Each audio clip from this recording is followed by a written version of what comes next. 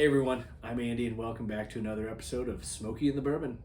Last week we explored a couple of E.H. Taylor expressions, and this week we dive back into one of my favorite distilleries, Penelope.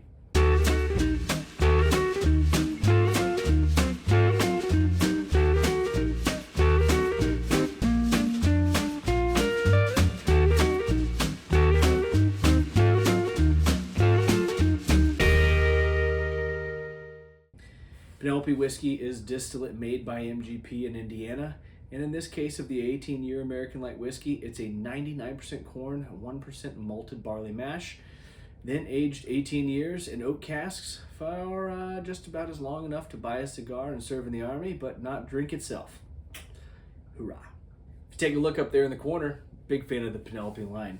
Everything from their straight bourbon whiskeys all the way through their different toasted barrels, all of their different expressions. Whether you look at the Rio, the Havana, the Valencia series, you look at the toasted, whether it's the marshmallow toasted, the original toasted, even getting into the creme brulee architects. Big fan of all their stuff, but today we're going to talk about the 18-year American Light Whiskey.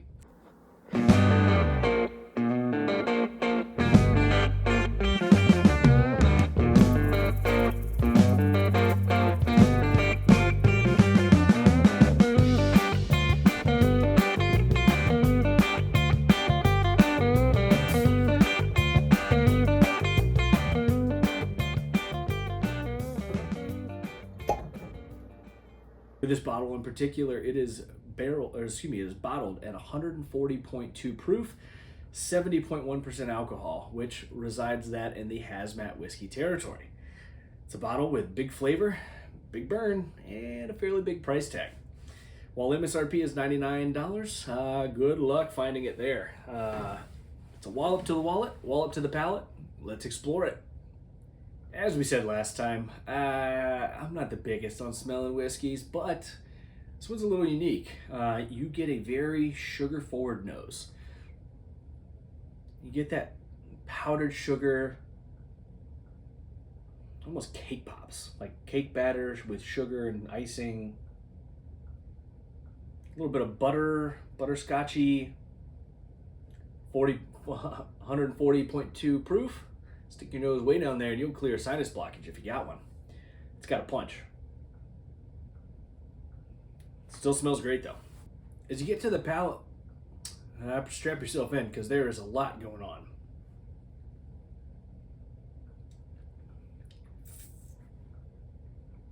The first note you're going to get is pretty heavy on the vanilla. Vanilla bean, basically a vanilla ice cream. The complexity of it's fantastic. You get vanilla ice cream, excuse me. You get a little bit of honey. You get some apple, a little bit of brown sugar, even caramel apple, I'd say.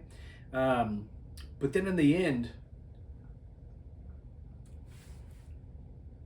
get almost like a leather, but a sweet, not smoky tobacco.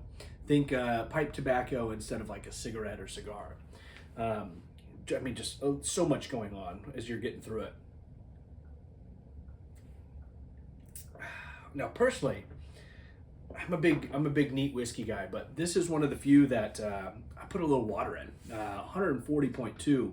It's a lot going on. It burns a little bit. Fantastic flavors.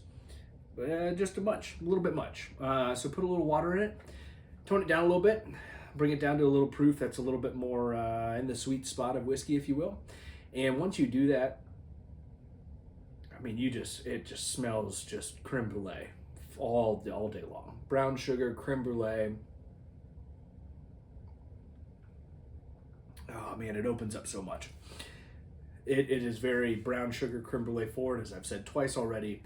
You still get a little bit of that apple, still get a little bit of that honey, but just much more approachable. A little bit easier on your whole esophagus as it goes down, but it's a great whiskey. Overall, I like this bottle for what it is. It's a novelty. It's maybe not your everyday drinker. It's not your everyday drinker, but is it a bottle full of flavor and an enjoyable experience? Yes.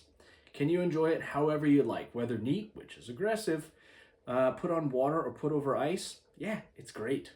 The flavors that come out of it, very rich, very full. Will it be one that I replace when it's gone? No, I won't.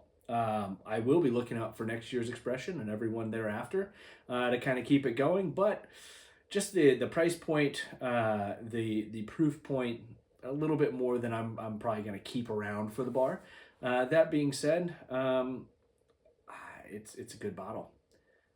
Thanks again for coming out to another episode of Smokey and the Bourbon. Now that weather in St. Louis is not awful, Meat Monday looms. Get excited. Cheers.